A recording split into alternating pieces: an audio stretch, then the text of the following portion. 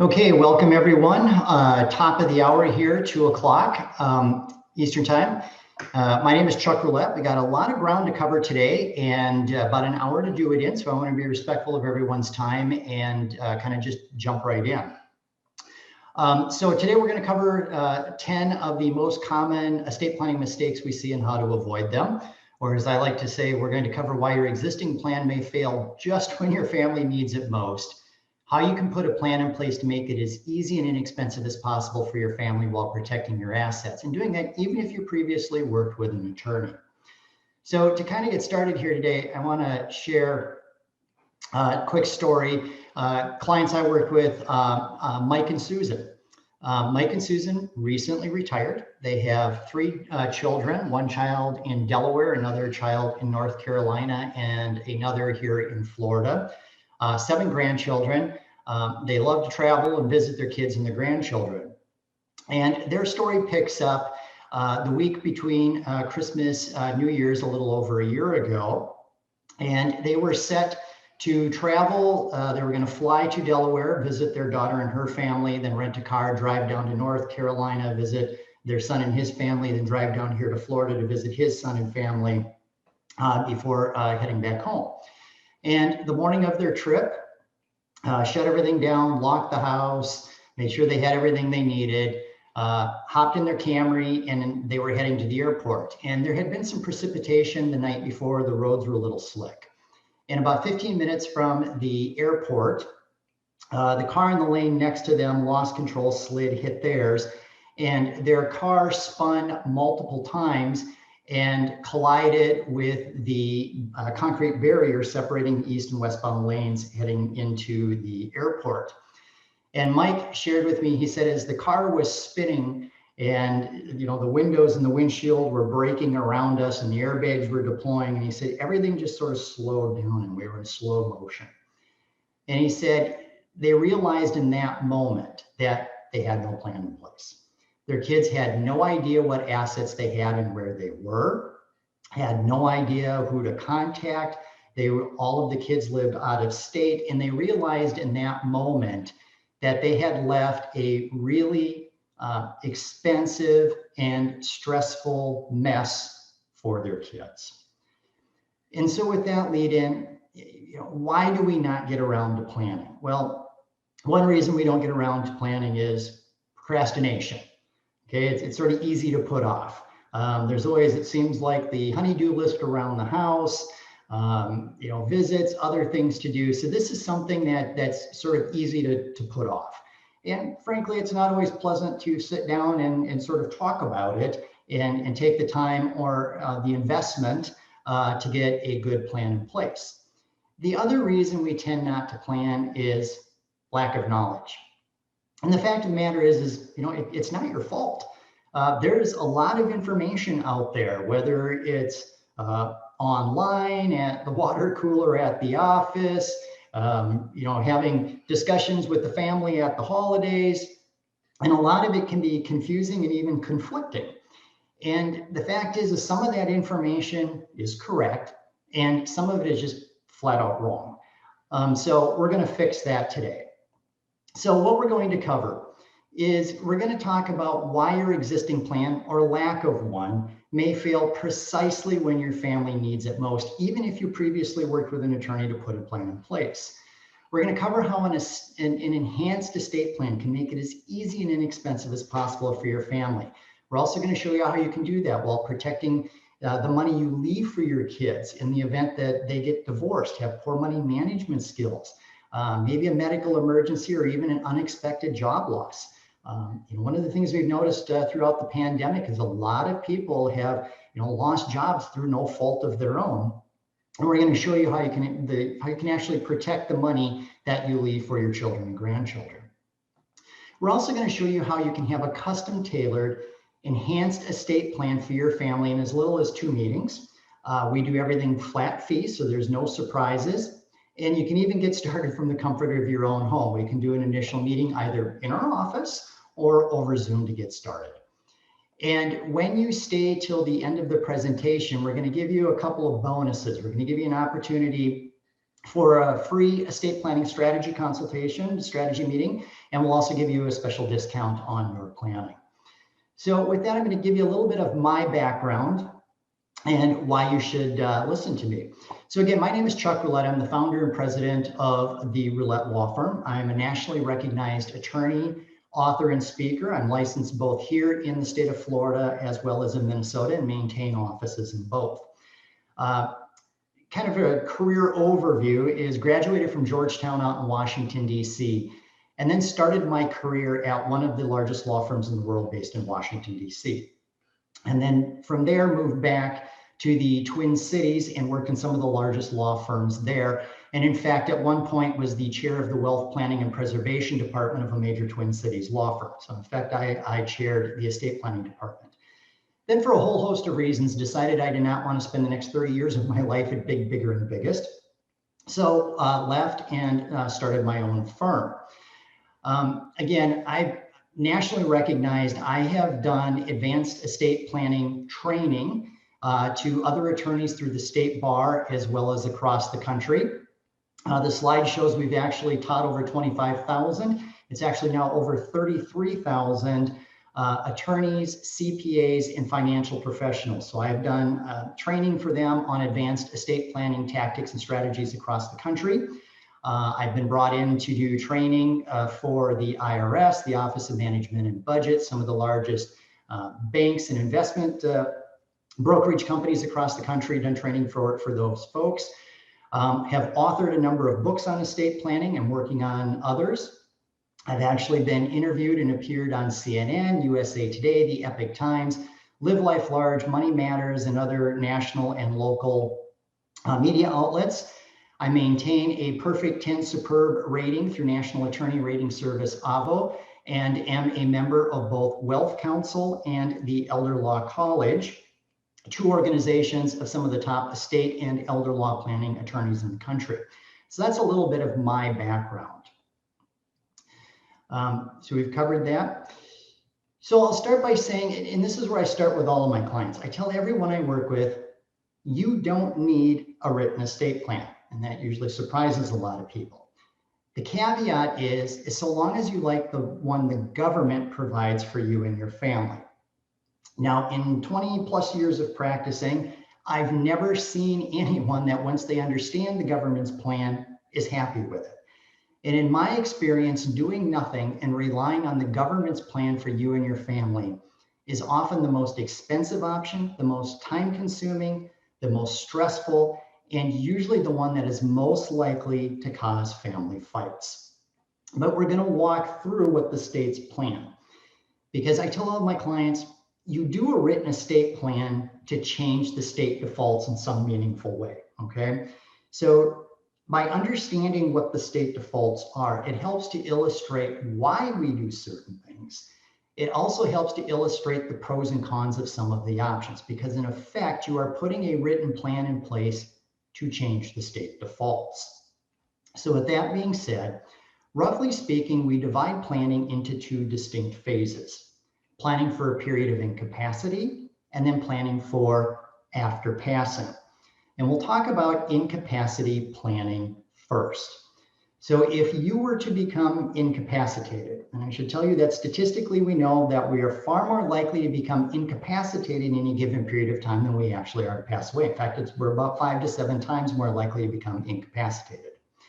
So if you were to become incapacitated, couldn't express your wishes for your health care, couldn't provide the opportunity, couldn't manage your financial affairs, at some point, somebody is going to have to go to court. Now, a lot of my clients will say, well, Chuck, I'm married.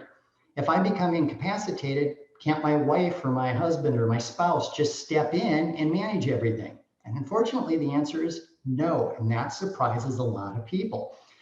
In fact, very strict federal HIPAA privacy laws will actually restrict access to medical information. I don't know if either you or your spouse happens to have a credit card in your own name.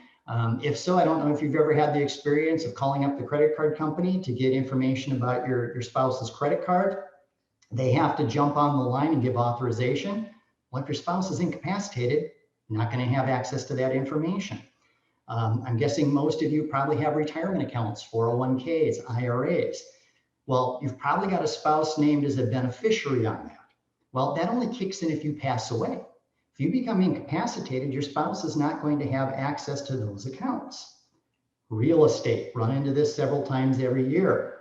In most states, the rule is it only takes one spouse to buy a piece of real estate, but it takes both spouses to sign off and sell it.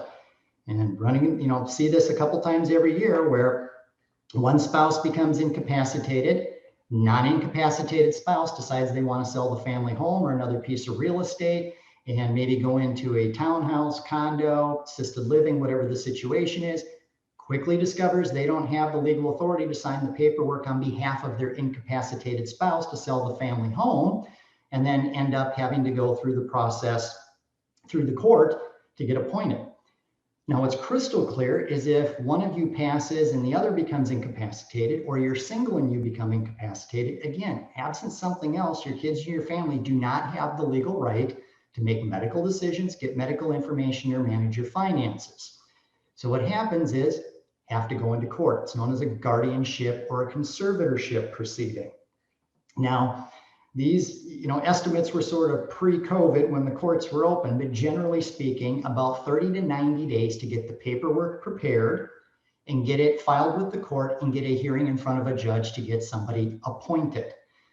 Typical cost, $4,000 to $5,000, court costs and attorney's fees just to get in front of the judge.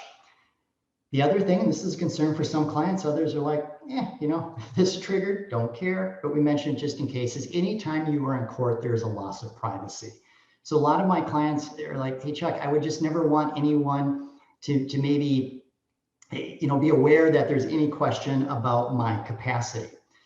Again, when this is triggered, in my experience, a very high likelihood of family disputes. Are mom and dad actually incapacitated? If so, to what extent? Who should be appointed? What decision should we make on the medical? What should we do with the home and the other assets? So very high likelihood of family disputes.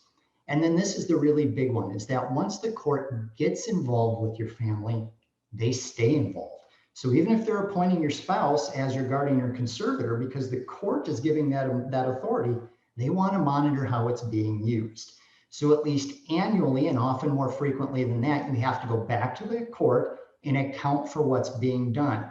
And generally, any major decision, such as the sale of a home or other piece of real estate, closing an account, requires court approval in advance.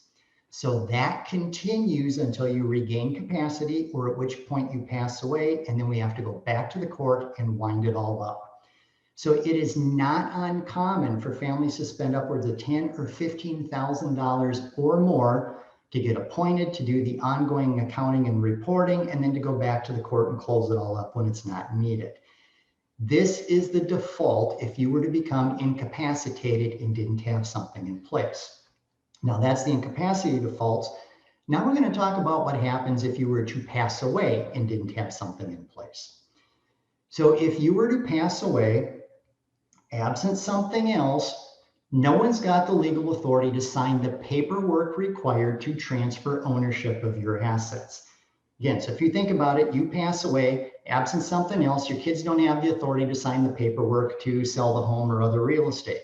They don't have the authority to go and close the checking, the savings, deal with the retirement accounts, file the taxes.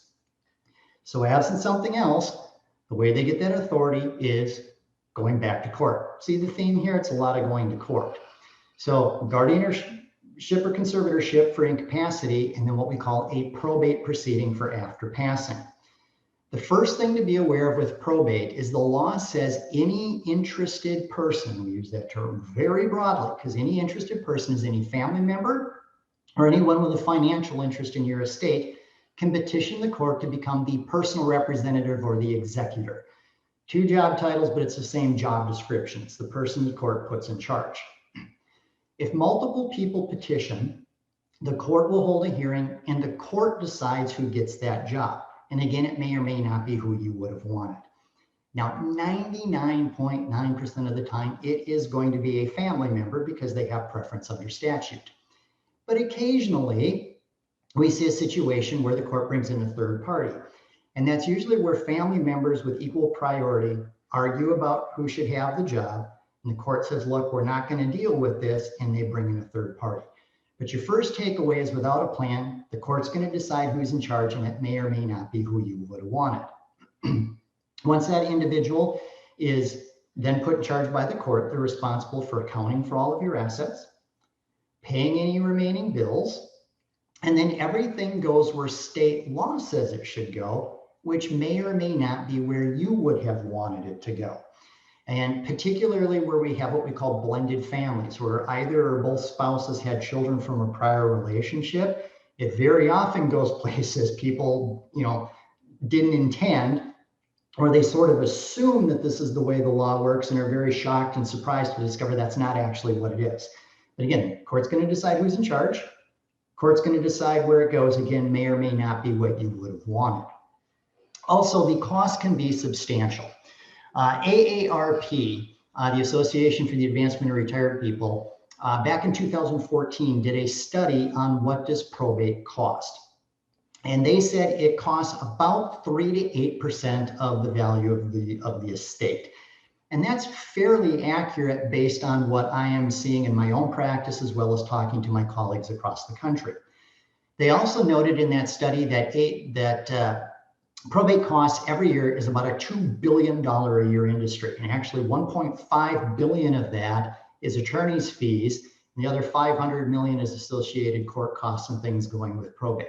So again, this can be an expensive process. Timeline. We tell clients figure about 12 to 16 months on average. Can be faster, can be longer. This is what's being reported by most state bars. And again, some states can be a little faster, some are longer, some are a little more expensive, some are least expensive. But this is generally what we're seeing. And another takeaway, again, is that this process is public. And again, a lot of clients are like, I would just assume nobody ever, never really knew what I had. And so I explained to clients why this really matters is when we open probate, the application we have to file with the court to get started, we have to do an accounting of the estate, all the assets, all the liabilities, along with all the beneficiaries and their contact info. We then have to run a legal notice in the paper announcing we've opened probate. And for a nominal fee, anyone can go online or down to the courthouse and pull a copy of that. And a lot of companies actually do. They actually go and buy the probate filings and then sell this information to third parties. And so whenever I open a probate, I'm telling a client, I said, look, be prepared. Probably your first round of contact is going to be from real estate agents offering to sell the family home. So the next round of contact is going to be people offering to do the estate sale. But I said, it's the last round of contact you need to be the most concerned about, because that's when every Tom, Dick, and Harry crawls out of the woodwork and starts contacting your family to help them spend their inheritance, because they know exactly who they are, how to contact them, and what they're either about to inherit or just inherited. So again, if you've ever wondered why when a celebrity passes away, why the papers all start to report what they had and things, it's because they went through probate, it was public, they pulled the records. So again, some of my clients are like, hey, if this triggered, don't care. Others like, oh my gosh, I'd never want anybody knowing what the kids had, what they received, and then start harassing them. Also, if you are like many of my clients, you probably have assets in multiple states. So again, a lot of clients, particularly here in Florida, are snowbirds or have moved down here and maintain a second home back up north. Well, if you were to pass away, if you're, say, a Florida resident, we'd have to open a probate here in Florida to deal with your Florida assets. Then your family would have to open a probate in the other state where you have assets, because the Florida courts don't have jurisdiction over those assets, only those courts do. So now you're looking at having to do this more than once in multiple states. And say, for example, if you're here in Florida and your kids are in other states, then they're going to have to work from out of state with a Florida attorney to open the probate, then perhaps do another probate in another state where you have assets. That gets really expensive and time consuming. And got to talk about Uncle Sam and the estate tax. So the estate tax is a moving target. And right now there are provisions in the US Congress to bring the exemption amount down. And the exemption amount is an arbitrary number where if the total value of your estate is under it, not subject to the estate tax, you tip over it, you are. That number is coming down at the federal level. Currently, Florida does not have a state level estate tax, but many states still do. And even if you are a Florida resident, if you maintain a residence or have assets in another state, you may still be subject to those state level estate taxes.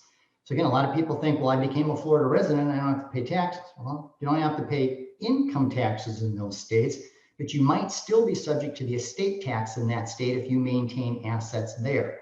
So we have to be concerned both about state level estate taxes as well as the federal estate tax. And a couple things to be aware of. That tax is due within 9 months a date of death. So that means in many instances, particularly if we are tied up in a probate proceeding, your family may have to fire sale assets or even borrow money because the estate tax is due before the funds are released from the probate. It also means that your retirement and your savings and the money is going to the state or Uncle Sam versus going to your loved ones. And again, the federal level, and we could spend 2 hours talking about this. We don't have that kind of time. But the federal level is changing. And just to give you kind of an overview of this, over the last roughly 13, 14 years, that number had been 600,000, then it was 1 million, then it was 2, then it was 3.5, then it disappeared for a year, then it was 1 million only for a few months, then they raised it to 5 million. Then back down to 1 million only for a few months. Then they raised it to 5 million retroactive. It's currently at 11.7. They're bringing it down. The interesting thing is that every point they told us this is permanent. Well, clearly permanent in Washington doesn't mean the same thing as permanent to the rest of us. In fact, in Washington, permanent means just as long, just enough time for me to race to a microphone and deliver a news conference. And that's how, that was the length of permanent in Washington. So again, the takeaway is even though you might not be subject to the federal estate tax right now, we have to keep a weathered eye on the horizon because it is changing. And again, multiple states have a separate estate or inheritance tax, which you might still be subject to even if you are a Florida resident, but if you maintain a home or other assets in those states. So again, the takeaway is we don't know what the exemption amount is going to be when you pass. We don't know what the size of your estate is going to be. And so you just can't be certain that your family won't be subject to an estate tax. So those are the defaults. If you do nothing and you become incapacitated, we're looking at a guardianship or conservatorship. If you do nothing and you pass away, it's probate with the court deciding who's in charge and where everything is going, and you might be subject to the estate tax. So with that background, we're now going to start talking about some of the planning strategies and tactics to avoid this. So where we start with any planning is a financial power of attorney. This is a document that says, if I become incapacitated, I am authorizing the following people, usually a spouse and or one or more of your kids. If you're single, maybe one or more of your kids, and authorizing them to step in and manage financial affairs in the event you are unable to. Again, if you don't have it and you were to become incapacitated, your family's going to have to go to court to get this authority. Now, an important point on powers of attorney. A power of attorney terminates upon your passing. In other words, you pass away, that power of attorney is no longer valid. So again, every year I get a couple of people referred into me where a parent or loved one has passed away. The family is in there, whether it's a financial advisor or a bank, trying to close an account. And they're going in and saying, well, I got power of attorney, I want to close the account. And you're explaining to them, well, no, you don't have power of attorney. Yeah, I do right here. See, here's mom or dad's name, here's my name, power of attorney. And they're trying to explain to them, the document is no longer valid because your parents have passed. So a power of attorney terminates upon your passing. Now, a couple of other things is many states have a statutory power of attorney. We also do a general durable. The statutory is the one most of the financial institutions are going to want to see. But in our experience, that's a often very limited document. And there's a number of things that can be put into a power of attorney, and in my opinion, should be in there. And so we'll also do a general durable power of attorney that covers a lot of things that the statutory versions do not.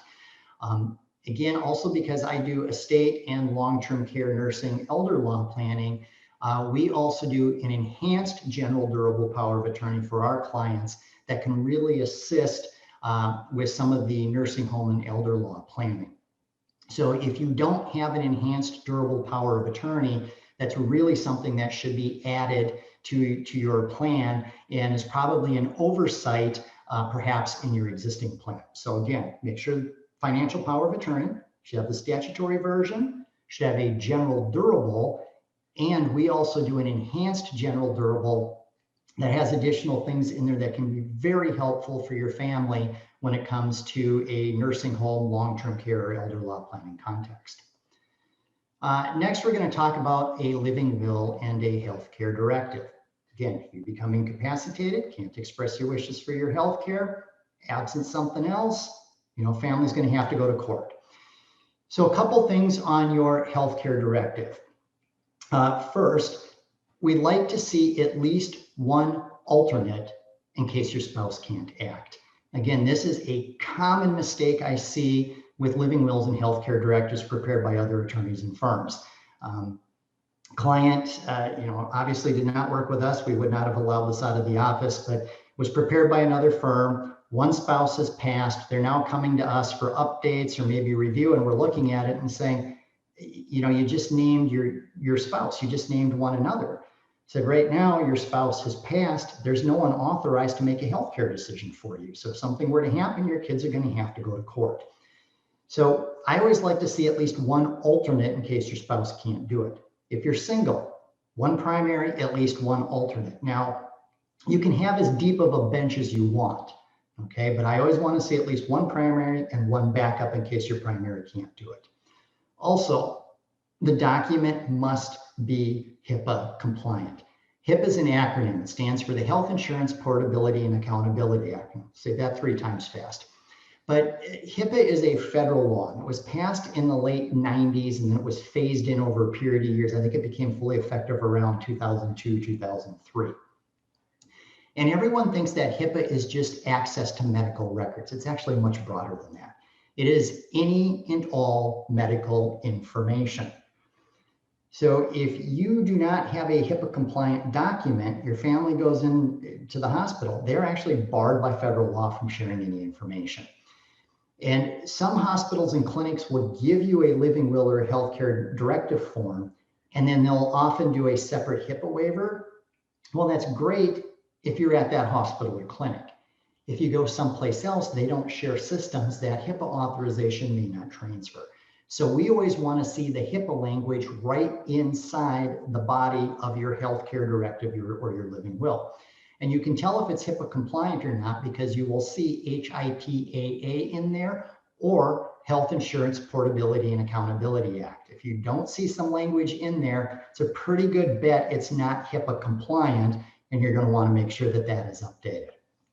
Also, I cannot stress this enough. The better your instructions are for your care, the easier it is going to be on your family. Now, this is an area, again, where I see a lot of living wills and directives fail because there's either no instructions or poor instructions. It is not uncommon for me to see docs where somebody brings it in prepared somewhere else and have a single paragraph in it that says, well, if I'm terminal, I do or do not check the box, want care to continue. Well, if you're in a terminal situation, that's covered. But what happens if you are in a permanent coma, persistent vegetative state? What happens if you have worsening or mental, physical deterioration that's maybe not immediately terminal, but you're not going to recover from, such as a late stage, end stage, ALS, Parkinson's, Alzheimer's, dementia diagnosis? What kind of care would you want? Would you want CPR? Would you want mechanical respiration, tube feeding, hydration? Would you want maximum pain relief, even if that may hasten your passing? So you want to make sure that that is incorporated in your living will or your healthcare directive. And I'll just share briefly that I happen to be married into a family of physicians. My father-in-law was a physician, now retired. My mother-in-law was an oncology nurse and then a professor of nursing, now retired. My brother-in-law is an ER physician through Mayo. So guess what we talk about when we get together? So I spend sort of an inordinate amount of time talking about these things. And I also do a lot of work for physicians and other medical professionals and their families. So many years ago, I actually put together a team and we actually sat down and I asked them, I said, what, as medical professionals, boots on the ground, dealing with this all the time, do you want to see in a healthcare directive? And then we went back and forth with the legal aspects of it, and we actually custom tailored a living will healthcare directive based on the input of this team of physicians, and that's what we use for our clients. So that's the incapacity piece. Your powers of attorney, particularly an enhanced durable power of attorney, which may be missing from your existing plan, and your living will and your healthcare directive. Again, some of the issues we see: not having a backup, not having it HIPAA compliant, and not having good instructions. So those are things you want to make sure are in there. So now we're going to talk about after passing planning. So the first option we want to discuss with you is the option of a will. Probably the biggest misunderstanding I see in the general public is they think, well, Chuck, if I have a will, my family doesn't have to go through probate when I pass away. And unfortunately, that's not true, okay? Now, sometimes somebody will say, well, Chuck, you know, when mom or dad or my aunt or uncle passed away, they had a will and they didn't have to go through probate. It wasn't the will that avoided probate, okay? They maybe were just one of those rare instances where the estate was small enough or there was additional planning in place where it avoided probate. And so the thresholds are real estate of any value. So if you own real estate in any way, shape, or form in your own name, going to have to go through probate, and or other assets totaling between 50 or 100,000. And this actually, that threshold varies by state. So occasionally we will see someone, spouse passed, they sold the home, moved into an apartment. When they passed, they had maybe their personal belongings and a few $1,000s in a checking or savings account. Well, didn't own real estate and had less than the 50, 75, or 100,000 threshold. We were able to manage things without probate. So it wasn't that they had a will, okay? It's that the estate was small enough, we sort of limboed under the probate bar. But we don't see that too often. So if you were to pass away and you have real estate of any value and or assets above the statutory threshold, going to have to go into probate. So again, it's the same process, okay? Roughly that 3 to 8%, it's public, and you might be thinking, well, Chuck, then what's the point of doing a will? You get two huge advantages, okay? One, you get to decide who the personal representative or the executor is. You get to decide who receives your assets and any protections or restrictions you want to place on receipt of those assets. And we'll talk a bit more about that in a bit. So the way I explain a will to my clients is a will is instructions to the probate court on how you want probate to occur.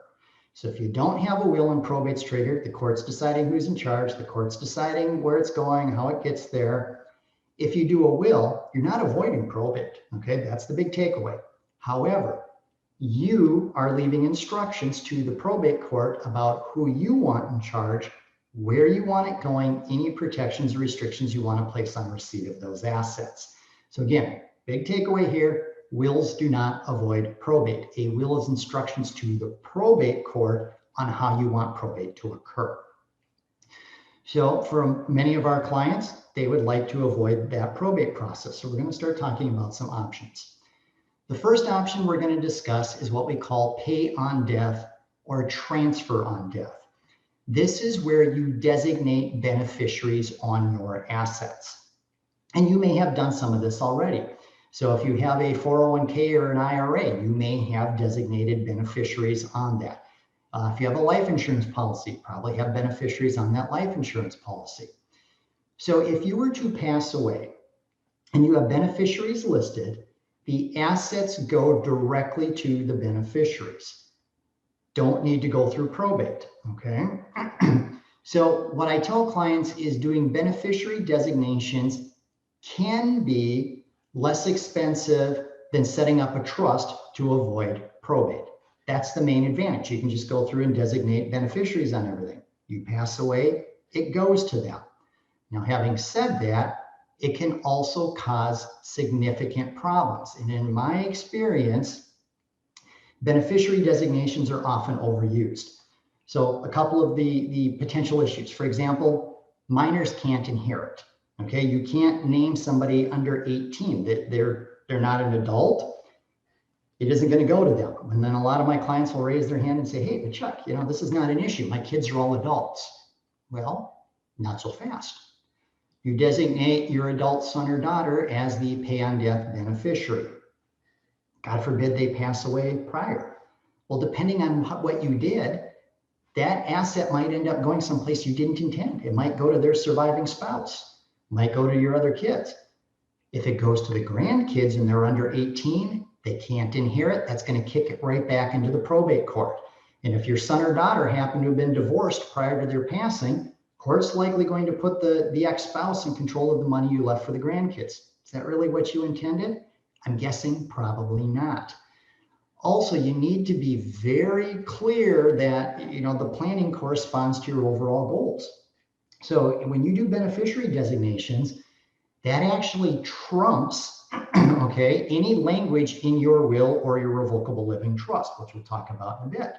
So for example, if you list one child as the beneficiary on a life insurance policy, and your will says everything is to be divided equally amongst the kids, well, it's interesting what the will says, but the life insurance policy is going to go to that one designated beneficiary. So I'm going to share a real quick story to kind of illustrate this point.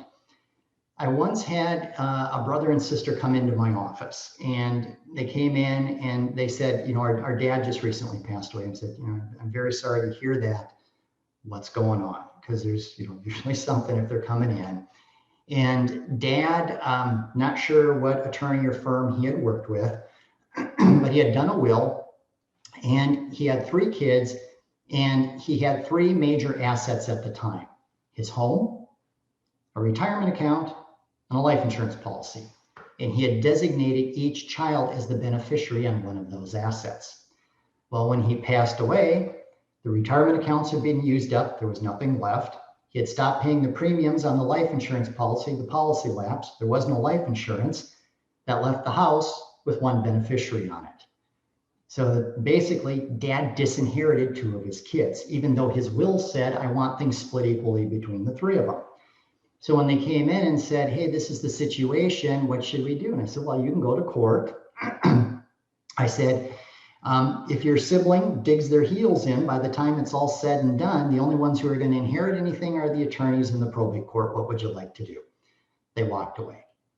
Basically, dad disinherited 2 of his kids, and I think it's crystal clear from his will that's not what he intended.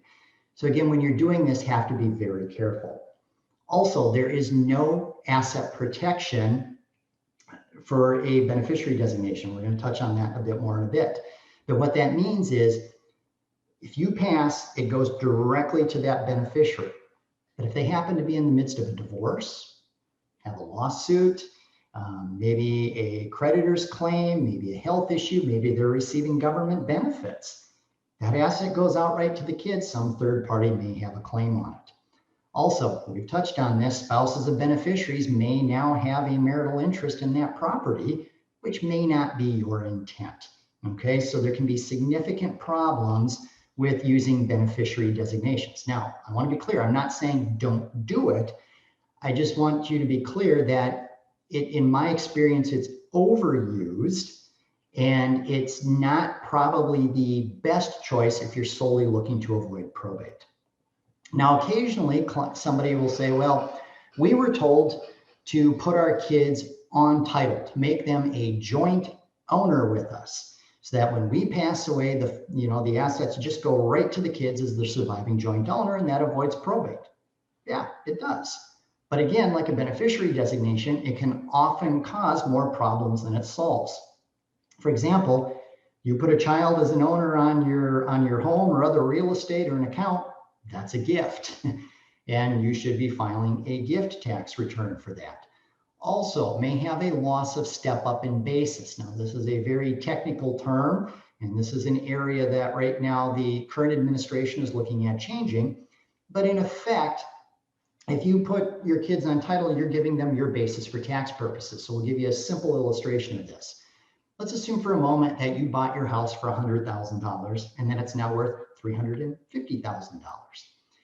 If you put your kids on title with you, you are giving them your basis for tax purposes, $100,000.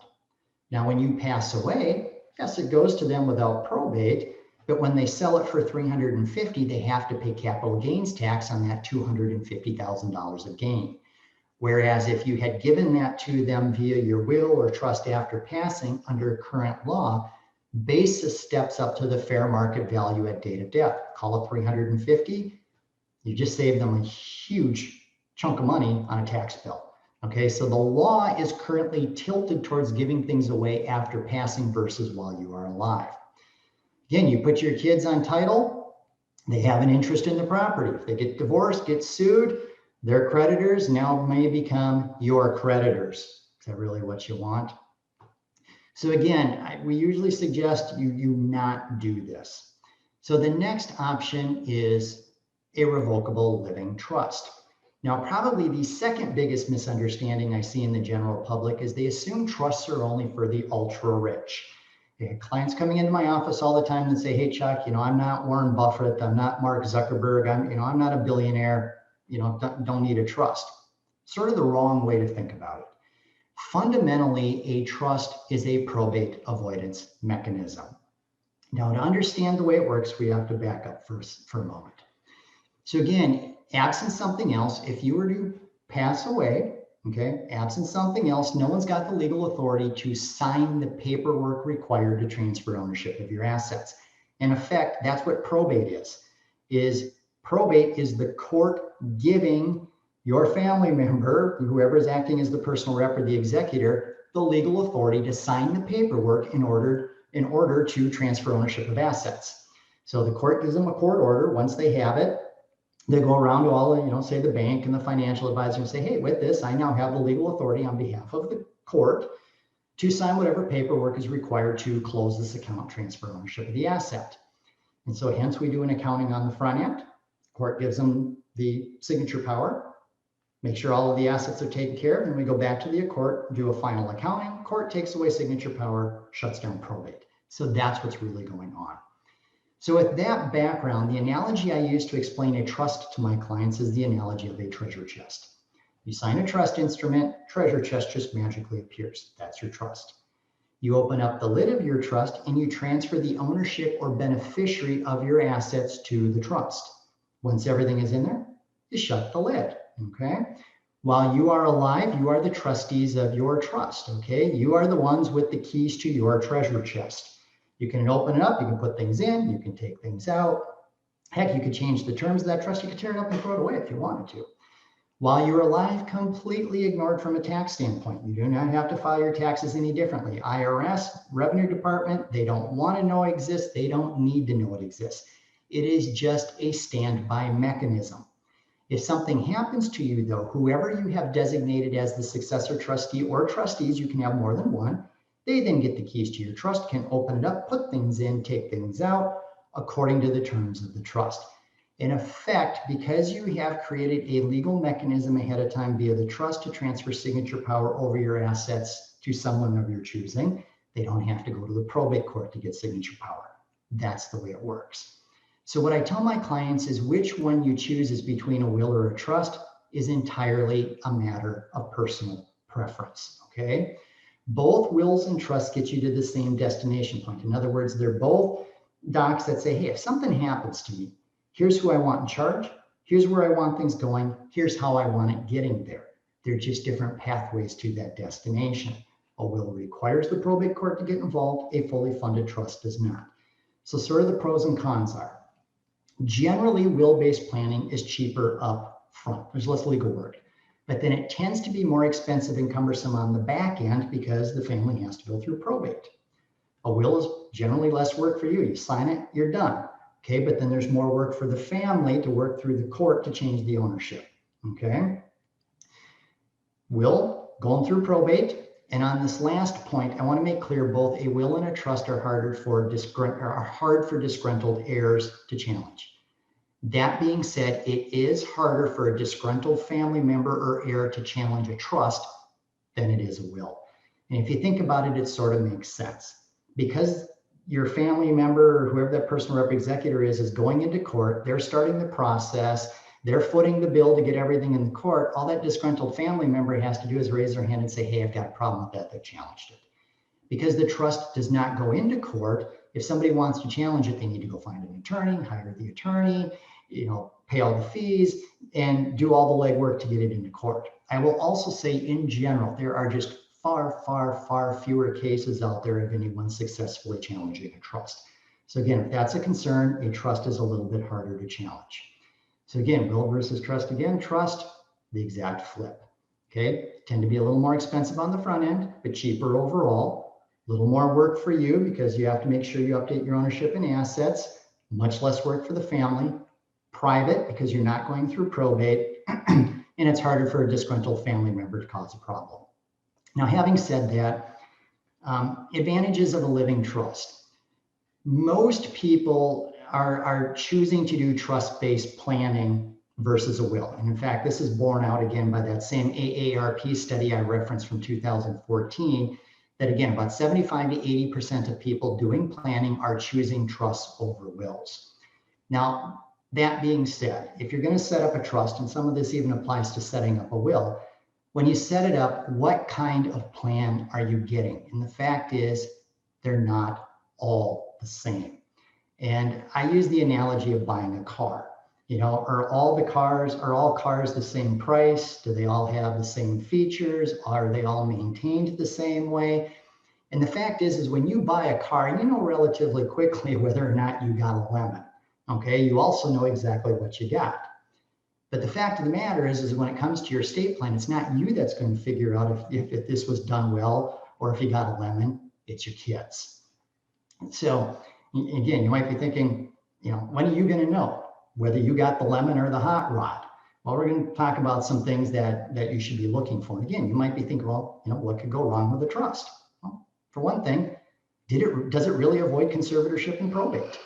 Okay, I see a lot of trusts through my office that say, well, hey, if I'm incapacitated, next trustee up, but then they fail to define incapacity in the trust document. Now the family's right back into court to figure that out. One of the big areas we see trusts fail is lack of funding.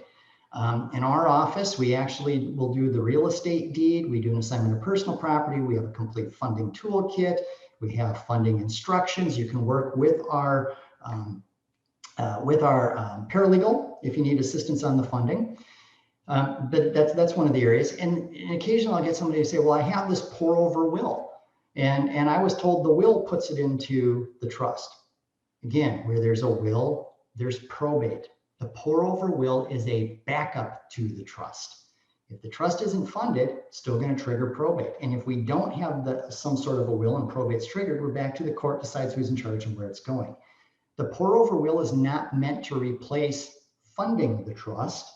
It's a backup in case something is missed. Again, it's instructions to the court that says, hey, if probate's triggered, I nominate the trustee of my trust. When it's done, put it in the trust so the trust controls where it goes and not where state law says it should go.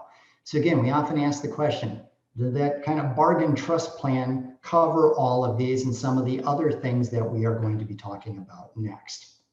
So again, when you do your planning, is it really going to go where you want and how you want, or is it going to end up being lost to, the government or to third parties? And the delightful young woman on the screen is wearing a t-shirt that says, I'm single if you're rich. And rich can mean different things.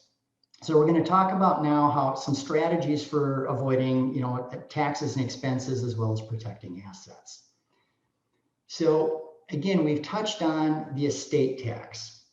That number keeps changing, okay?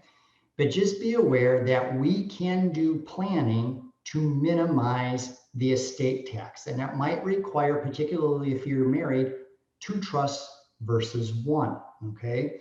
We can do certain types of irrevocable trusts. We can take advantage of gifting scenarios. So again, there's a lot of tools and techniques we can use to minimize estate taxes and unnecessary expenses. And those are certainly things we can talk about at your meeting. Now, again, occasionally somebody will say, well, Chuck, I just need a simple plan. I leave everything outright to my spouse and then everything outright to the kids. Well, you might not want to leave everything outright to your spouse. For again, one thing is taxes. Again, we've already talked about it. If you leave everything outright to your spouse, we may have given up one estate tax exemption. Also, we've already touched on this earlier. If you have a blended family, if you have children from a prior relationship, you leave everything outright to the spouse, may end up disinheriting your kids from the prior relationship. Even if you don't have that, what happens if your spouse remarries? Leave everything to your spouse, they get married, they pass, now the assets may end up going to their new spouse. What if your surviving spouse ends up in a nursing home? What if your surviving spouse gets sued? How would you feel if your retirement, a family vacation home, the lake home, ended up going to some third party you didn't intend? Well, if you leave everything outright to your spouse, that can very much happen. So again, we can do planning where we can actually arrange it so that your spouse has full access to the funds you've left them, but can actually better protect them, again, from taxes, blended family, remarriage, lawsuit, nursing home. And again, those are things we can talk about in your meeting. So again, may not want to give assets outright to your spouse, we can better protect them. Also, may not want to give assets outright to your kids. Again, we've already touched on if they're too young. Maybe they're disabled, have issues. Maybe there's drug or alcohol issues. Maybe they're not good at handling money. Maybe they're receiving government benefits. And at this point, you might say, well, Chuck, my kids, they're grade A. We don't have these issues. Well, maybe not now, but what if your children get divorced? You give it outright to them, they get divorced, spouse can take it. What if they end up going bankrupt? I was doing research on my next book, a study out of Harvard University. I forget what year this was, but the number one cause of bankruptcy in the US, unpaid medical bills, something like 62 or 65%. That didn't surprise me. But when you dig into the literature further, about 70 or 72% of those people actually did have health insurance. And what happened is when they became, ill, couldn't work, and fell behind on the car payment, the mortgage payment, and then reached a point where they couldn't dig out. So it was a medical emergency that forced them through bankruptcy. They could get sued. Sort of pre-pandemic, I had a lot of clients saying, hey, Chuck, my kids are responsible. They make more money than we do. And then a lot of them lost their jobs through no fault of their own. Even if that doesn't happen, maybe subject to a second estate tax, or the government could force it to be paid over to them. So again, you may not want to give everything outright to your kids, even if they're capable of managing it. So instead, you may want to consider doing what we call a lifetime asset protection trust, where in effect, you are giving the money to the kids in an ongoing trust, but it's designed so that they have access to it on an as-needed basis. But if they get divorced, they get sued, there's a medical emergency, something happens, a third party can't take it from them. So again, not only can we design a plan to protect assets for a surviving spouse, we can also design your plan to protect your assets for your children and your grandchildren. Now, just quickly, we want to touch on the Secure Act. Secure Act passed a little over a year ago, and it fundamentally changed how we plan for IRAs, 401ks, and other qualified retirement accounts. And just quickly, prior to the Secure Act, if you named your kids as the beneficiary, they could take an IRA out over their lifetime. But the important thing was it wasn't protected from creditors. Post-Secure Act, they're now forced to take it out within 10 years, still not creditor protected. And so what a lot of our clients are doing is electing, particularly if they have more than a few $100,000 in qualified retirement accounts, to set up a very particular type of trust. We call it a retirement protection trust. And it's designed to provide creditor protection for the kids and also minimize the taxes that might otherwise be due on that inherited IRA or 401k due to the Secure Act. We also want to touch on planning for nursing home. This is a big concern for a lot of our clients. 67% of people over the age of 65 are going to need some form of long-term care. We know this. These are the statistics. And in 2019, and this is just continuing to go up, the annual cost for a shared room was about $90,000. For a private room was about $100,000. And again, these keep rising every year. We also know these are statistics from Genworth Financial, that the average length of care for a man is 2.2 years. The average length of care for a woman is 3.7. So all in, between you and a spouse, you're looking at about 6 years at $100,000 a year. So that can, eat up an awful lot of your estate. Now, a lot of people mistakenly believe that Medicare covers this. They don't, okay? In fact, there's sort of 3 ways of paying for a nursing home or long-term care. Your own pocket, open it wide, cover those $100,000 a year bills. Long-term care insurance, unfortunately, a lot of clients either didn't get it or now can't get it, or Medicaid, okay?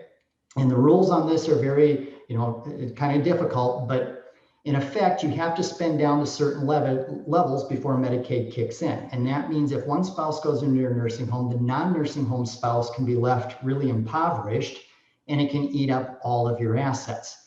Now, that being said, we can do planning to actually shield and protect those assets. And again, we do both the estate and the long-term care nursing home planning, so we can take care of both of them. And again, that's something we can talk about at your meeting. Again, snowbird planning. A lot of you watching this are probably snowbirds, or maybe you've full-time retired down here, but still have assets in another state. A couple things to be aware of. There's sort of a myth that as long as you are more than 6 months in a day in Florida, you're clear. That's actually not true. 6 months in a day is sort of a threshold. If you're in the other state more than 6 months in a day, you tip off the cliff. You're a resident up there for tax purposes.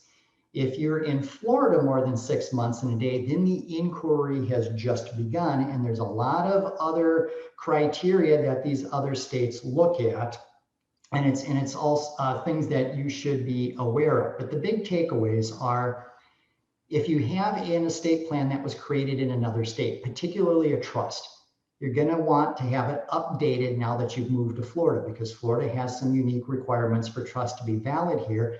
You also want to be careful to not lose your very important Florida homestead protections. That needs to be done by a Florida licensed attorney. And again, I'm one of only, I think, 5 attorneys that I'm aware of that's licensed in both Florida and Minnesota. So at this point, you might be feeling a little bit like this. I know this has been a lot of information in a short period of time, but we've covered incapacity planning. We've covered, what happens after passing. Pros and cons of a will versus a trust, some tax planning, how to protect assets for a spouse, how to protect assets for your kids. So sort of moving forward, if all we were able to do, was to help your family, avoid a guardianship or conservatorship, what's that worth? Well, probably $10,000 or more. If all we did was make it as easy and inexpensive as possible for your family by avoiding probate, what would that be worth? Again, probably $10,000 or more. If all we did was minimize or avoid estate taxes, what would that be worth to you? Well, depending on the size of your estate and what states and things you might have assets in, that could be tens of hundreds, maybe even $1 million or more in savings. If all we did was protect the assets for a surviving spouse so that they're not lost if they got, remarried, you're not going to lose the retirement account, the beach house.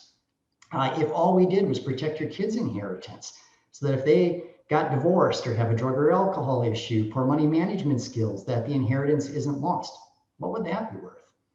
If all we did was protect your assets from the skyrocketing cost of a nursing home or long-term care, made sure that a spouse wasn't left impoverished, what would that be worth? A couple $100,000? If all we did was minimize the likelihood of a family dispute and maybe a challenge to your plan, what's that worth? What would it be worth to you to have the peace of mind of knowing that all of this was taken care of and you've made it as easy and expensive as possible for your family while protecting everything you spent your lifetime building? And again, we can take care of all of this. And again, even if you have an existing plan in place, probably have holes in it. It may be outdated. It may not meet the requirements of Florida law. So just kind of walk through, when you work with us, we have sort of 3 levels of planning, and we'll show you the trust level here. We can get a trust in place, and we can either do sort of just a probate avoidance trust. We can protect assets for the surviving spouse. We can shield assets for the kids. Make sure you have a pour over will. We're going to make sure you have an assignment of personal property. We're going to make sure you have a durable power of attorney, both the statutory and the enhanced. We're going to make sure you have an up-to-date living will and healthcare directive based on a team of physicians' input. We'll make sure you have comprehensive funding instructions. We're going to make sure you have memorial instructions. I don't know if any of you followed the late radio DJ, and I'm drawing Casey Kasem. I almost missed his name there for a moment. Casey Kasem's issue. He passed away. His surviving spouse wanted him buried in, I think it was Denmark or Sweden. And the family, the kids wanted him buried in California. Huge argument. It reached the level that I think the Danish government had to get their own legal counsel. And about a year ago, I was actually on a conference call with one of Casey Kasem's daughters. And she was actually going around the country trying to get some changes to the law, allowing kids to have some input on things. Again, one of the biggest areas we see families of fight is lack of memorial instructions. So we'll actually give you memorial instructions. Do you want to be buried? Do you want to be cremated? Have you made arrangements somewhere? We also have a client-only portal on our website where we have additional videos and instructions and things to help. We offer to do legacy videos for our clients, where you can do a video and explain to your clients what you've done. We work with a third party where we can actually load your healthcare documents into a secure server. You get an alert card for your wallet. So if you travel and get hospitalized, the hospital can pull the alert card, contact the company, and they'll actually send your healthcare documents directly to the hospital, and then contact your family and let them know. We make sure everything's in an owner's manual so nothing gets lost. We give you a personal property memorandum so that if you have specific gifts you want to leave to specific family members, that's all documented. And again, we can also help with asset protection for a spouse and your kids. That is all included. So we do everything flat fee. And so there's no surprises when you come in. And if you'd like to work with us, because you've watched this, we'll actually knock $200 off of a trust-based plan and $100 off of a will-based plan. And that's if you start your plan within 30 days of this webinar. Now, the reason we do that is if you were just coming in initially, didn't have this background, I'm going to spend our first meeting talking about all of this before we can even talk about, do you want a will or trust? What do you want to accomplish in being able to get into the design? Because you've watched this saves us time, and so we pass some of that savings on to you. Now, the reason we want things started within 30 days is we've discovered if you go too long before sort of watching this webinar and then coming in, you sort of forget all of this, and then we have to teach it all to you anyway, and so it doesn't save us time. Now, if you have an existing plan, some discounts may also apply. So now that we've covered everything, you sort of have 2 choices. Again, you can do nothing and leave kind of an expensive, time-consuming, stressful mess for your family and risk losing everything you've spent a lifetime building to a new marriage, a creditor's claim, or to a nursing home. Or you can schedule a consultation with our office and we can start putting a plan in place or updating your plan to better protect your family and your loved ones. And I will say I have colleagues that do a lot of estate litigation and do a lot of probate work. And the sort of sad truth is attorneys make more money cleaning up the mess than they do doing good planning on the front end. In fact, there's a saying kind of behind the scenes, the money is in the mess, whether that's probate or a lack of a plan or a poorly drafted plan. Attorneys make many multiples of doing good planning and cleaning up the mess. And so the question is do you want to make the investment to make sure your family doesn't have a mess, or do you want to pay many multiples of that investment and leave the mess for your family on the back end? So again, you get the discount if you schedule the appointment and get started within the next 30 days. So now I'm going to close with where we started. When we opened, we talked about Mike and Susan. In a car accident, the car is, spinning, the glass is breaking, and they're realizing they've left a really expensive mess. Well, Mike and Susan were very fortunate. They were able to walk away from the accident with only minor injuries. And after that, came into my office and got their planning done. And this is what Mike told me at the end. He said, Chuck, I cannot thank you enough for what you've done for Susan and I and our family. I have such peace of mind now. And they did that, got their planning done, and then went and took that family vacation, visited the kids that they weren't able to do as part of that accident. So again, I want to thank you all for attending today. I hope you found this helpful. We have our contact information here. Here's a 1-800 number. And this is the telephone number for our Florida location. This is the telephone number for our Minnesota location. You can also email us at info@roulettelaw.com. So again, thank you all. I hope you have a great day. Be well.